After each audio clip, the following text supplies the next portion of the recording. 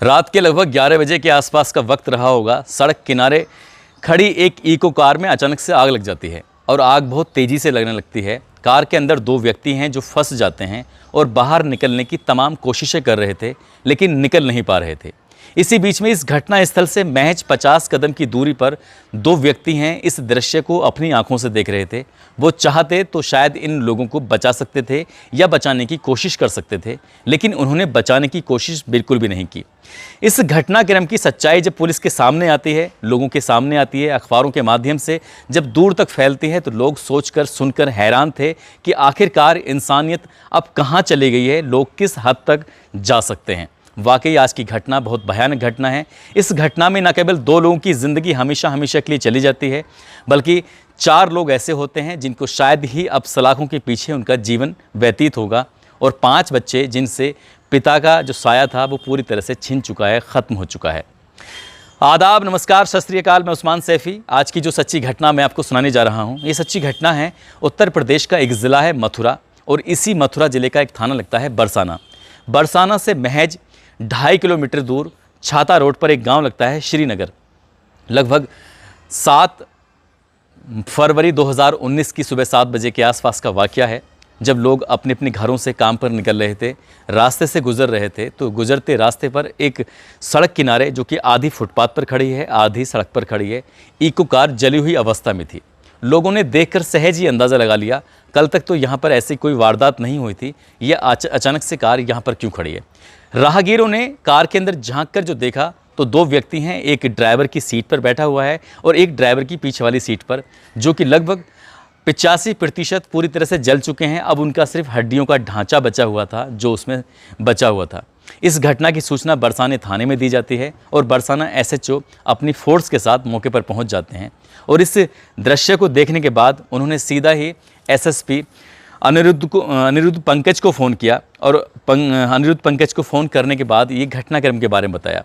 सत्यार्थ अनिरुद्ध पंकज, जो कि एसएसपी लगते थे उन दोनों मथुरा के, इन्होंने कोई चांस नहीं लिया। फ्लाइंग स्क्वाड से लेकर dog squad, FSL team, surveillance, तमाम टीमें यहाँ पर भेजी जाती हैं इसकी जांच पड़ताल करने के लिए, पूरे घटनाक्रम की आखिरकार मामला क्या है। लेकिन जब पुलिस मौके पर आती है और जांच पड़ताल करती है, तो ये प्रथम दृष्टया मामला नज़र आता है कि ये एक हादसा है, शॉर्ट सर्किट हुआ है, और इसी की वजह से शायद इस कार के अंदर आग लगी थी। एक व्यक्ति है जिसने बचने की कोशिश की, और ये शीशा टूटा हुआ है, वो आधा गाड़ी में है और आधा गाड़ी से बाहर लटका हुआ था। पुलिस ने दोनों शवों को कब्जे में लेकर पोस्टमार्टम के लिए भेजा, लेकिन पोस्टमार्टम करने लायक ऐसा कुछ था ही नहीं कि जिससे कि जांच आगे बढ़ सके। मथुरा में इनका पोस्टमार्टम नहीं हुआ, इसलिए इन दोनों डेड बॉडी को सीधा लखनऊ भेजा गया, और वहाँ पर इनका फॉरेंसिक जांच और ये जो भी एक डीएनए टेस्ट वगैरह जो भी फॉर्मेलिटीज़ होती हैं वो कराने की व्यवस्था की जा रही थी। साथ ही पुलिस ने तमाम कोशिशें की ये पता करने की कि आखिरकार मरने वाले ये 2 व्यक्ति कौन हैं और ये कार किसकी थी। पुलिस वाले अब जांच पड़ताल में जुट जाते हैं, लेकिन 24 घंटे से ज़्यादा का समय बीत जाता है, कोई भी इस घटना के बारे में जानकारी प्राप्त करने के लिए कोई नहीं आता। और जब ये खबर अखबारों के माध्यम से, सोशल मीडिया के माध्यम से लोगों तक पहुंचती है, हज़ारों लाखों लोगों तक ये घटना पहुंचती है, तो एक व्यक्ति होता है, वो व्यक्ति हरियाणा का एक ज़िला है पलवल, और इसी ज़िले का थाना लगता है हथीन, जहाँ का गाँव है मंडकोला। यहाँ का रहने वाला चिरंजी लाल सीधा थाने पहुँचता है बरसाना, और वहाँ जाकर कहता है कि साहब, मेरा भाई, मेरे भाई का दोस्त और उसके और दोस्त, यानी कि 4 लोग गोवर्धन में घूमने के लिए आए थे। मथुरा में अलग अलग मंदिरों के दर्शन करने के लिए आए थे, लेकिन वो गांव नहीं पहुंचे हैं, वो घर नहीं पहुंचे हैं। ये बात कहते कहते वो बहुत ज़ोर ज़ोर से फूट फूट कर रोने लगता है। 6 फरवरी 2019 को वो घर से निकले थे, और 7-8 फरवरी बीत जाती है जब उनका कोई पता नहीं चलता है, तो वो अखबारों के माध्यम से, सोशल मीडिया के माध्यम से ये पता करते हुए बरसाने थाने पहुंचते हैं। अब पुलिस के लिए एक रास्ता मिल चुका था, एक ये रास्ता था जो कि मंडकोला गांव से वो व्यक्ति आया था। अब पुलिस के पास दूसरा रास्ता था, इको कार का चेचिस नंबर। अब दोनों को आपस में मिलान किया जाता है, तो वाकई ये बात बिल्कुल सही पाई जाती है कि जो 4 लोग गायब होते हैं, जिसमें लेखन पुत्र राम सिंह होता है जिसकी उम्र लगभग 38 साल, कुंवरपाल पुत्र गंगा शाह है जिसकी उम्र लगभग 40 साल, लारा राम जिसकी उम्र लगभग 35 साल, रोहताश जिसकी उम्र लगभग 36 साल, अब पुलिस के लिए एक बड़ी समस्या बन के खड़ी हो गई थी, क्योंकि 2 व्यक्तियों की लाश मिल चुकी थी। 2 व्यक्ति कहाँ हैं, इनके बारे में जब पुलिस पता करने की कोशिश करती है तो कई घंटे बीतने के बाद भी पुलिस को कोई सुराग नहीं लगता है। पुलिस और भी परेशान हो जाती है।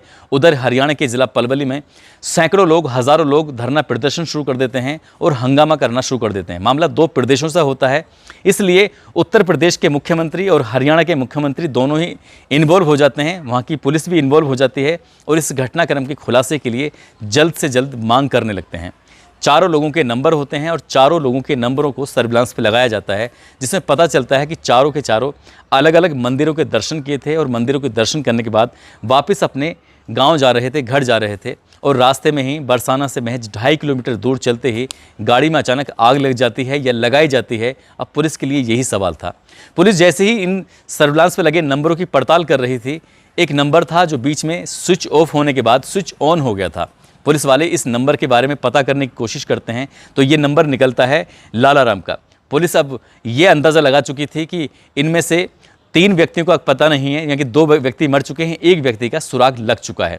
अब पुलिस उसी नंबर के आधार पर अब पुलिस अपनी जांच पड़ताल में जुट जाती है और आखिरकार कड़ी मशक्क़त के बाद मथुरा के गोविंद नगर थाने से ये लालाराम आत्मसमर्पण कर देता है, कि क्योंकि पुलिस ने जब इसके पीछे जाल बिछाया तो ये ज़्यादा देर तक इधर उधर भाग नहीं पाया और लालाराम आखिरकार पुलिस के हत्थे चढ़ जाता है। पुलिस वाले जब इससे पूछताछ करते हैं, बातचीत करते हैं, तो ये वाकई चौंकाने वाली बात बताता है, जिसको सुनने के बाद पुलिस वाले भी हैरान थे और उसके गाँव मंडकोला के लोग भी हैरान थे कि आखिरकार लालाराम ने ये तरकीबें कहाँ से सीखी, कैसे इसने किया। दरअसल वो बताता है कि जनवरी का महीना था, एक दिन लालाराम और रोहताश दोनों एक साथ बैठे हुए थे। अचानक ही वहाँ से एक वीर सिंह नाम का व्यक्ति गुजर रहा था। उस वीर सिंह नाम के व्यक्ति को उन्होंने रोका, अपने पास बिठाया, कहा कि बैठो, कहाँ तुम दिन भर इधर दौड़ते रहते हो। तो बातों ही बातों में कहा उसने कि तुम लोग क्यों ना अपनी पॉलिसी करा लो। बात पॉलिसी तक आती है और उसकी बारीकी में ये जानने लगते हैं। बारीकी में जाते जाते वो कहते हैं कि कुछ ऐसा रास्ता बताओ जिससे बहुत सारी दौलत एक साथ मिल जाए। तो वो कहता है कि तुम बहुत बड़ा अपना बीमा कराओ, यदि कोई एक्सीडेंटल मौत हो जाती है तो उसमें तुम्हें अच्छी खासी रकम मिल जाएगी, तुम्हें नहीं मतलब तुम्हारे परिवार के सदस्यों को। तभी बैठे बैठे दोनों एक प्लान करते हैं कि क्यों ना बड़ी पॉलिसी कराएं और बड़ी पॉलिसी कराने के बाद अपनी जगह किसी को मार दिया जाए तो कैसा रहेगा। इसके लिए बाकायदा एजेंट को 5 लाख रुपए की पेशकश दी गई थी, यानी कि दोनों व्यक्तियों ने 5-5 लाख रुपए की पुरस्कार राशि उसके लिए निर्धारित कर दी और 3 करोड़ 20 लाख रुपए की उसने बीमा पॉलिसी कर दी। अब वो इंतज़ार में थे कि किसी ऐसे व्यक्ति की तलाश की जाए जिसके मरने पर बिल्कुल किसी के ऊपर शक ना जाए और लगे कि ये दोनों रोहताश और लालाराम दोनों मरे हैं। रोहताश और लालाराम की दोस्ती होती है गांव के लेखन और कुंवरपाल से। लेखन के 2 बेटे हैं, 1 बेटी है, साथ ही कुंवरपाल के 2 बेटे हैं, लेकिन इसकी पत्नी मर चुकी थी। अब इन दोनों बच्चों की जिम्मेदारी कुंवरपाल के ऊपर ही थी और एक ऐसा भी दिन आता है, वो दिन था 6 फरवरी 2019 का। लालाराम और रोहताश मिलकर इन दोनों से, यानी कि लेखन और कुंवरपाल से कहते हैं कि भाई बहुत दिन हो गए, मंदिरों के दर्शन करने चलते हैं, थोड़ी आत्मिक शांति मिलेगी, हम लोग बहुत मेंटली डिस्टर्ब हो चुके हैं। ये दोनों भी इनकी बातों में आ जाते हैं क्योंकि गांव के ही लड़के हैं और चारों मिलकर मारुति इको से ये सीधा चलते हैं मथुरा की तरफ। पूरा दिन मंदिरों में घूमते हैं, बहुत अच्छा खान पीन करते हैं और जब शाम को वापस चलने का नंबर आता है तो लालाराम पुलिस को पूछताछ में बताता है कि इन्होंने पहले अच्छे होटल में खाना खाया और खाना खाने के बाद रोड के किनारे अपनी कार को रोकने के बाद वो कहते हैं कि एक काम करते हैं, पहले यहाँ अच्छी शराब पी लेते हैं और शराब पीने के बाद तब चलेंगे। बरसाना से महज 2.5 किलोमीटर निकले ही थे कि वहाँ गाड़ी रोकने के बाद, क्योंकि ये सुनसान इलाका है, यहाँ रात के 8-9 बजे के बाद लोग फिर दिखाई नहीं देते हैं, बैठ के इत्मीनान से शराब पीते हैं और शराब के अंदर कब उसमें नशे की या नींद की गोलियां डाल देते हैं उन दोनों को पता ही नहीं चलता। खुद कम शराब पीते हैं और लेखन और कुंवरपाल को खूब सारी शराब पिला देते हैं। जैसे ही शराब पीते हैं वो मूर्छित हालत में आ जाते हैं, यानी कि वो विरोध करने की कंडीशन में नहीं होते। इसके बाद फिर लालाराम जो सीएनजी का पाइप होता है उसको काटता है, साथ ही रोहताश इस गाड़ी के अंदर पेट्रोल छिड़क देता है और पेट्रोल छिड़कने के बाद इस गाड़ी के अंदर वो आग लगा देता है और आग बहुत धूं-धूं करके तेज़ जलने लगती है।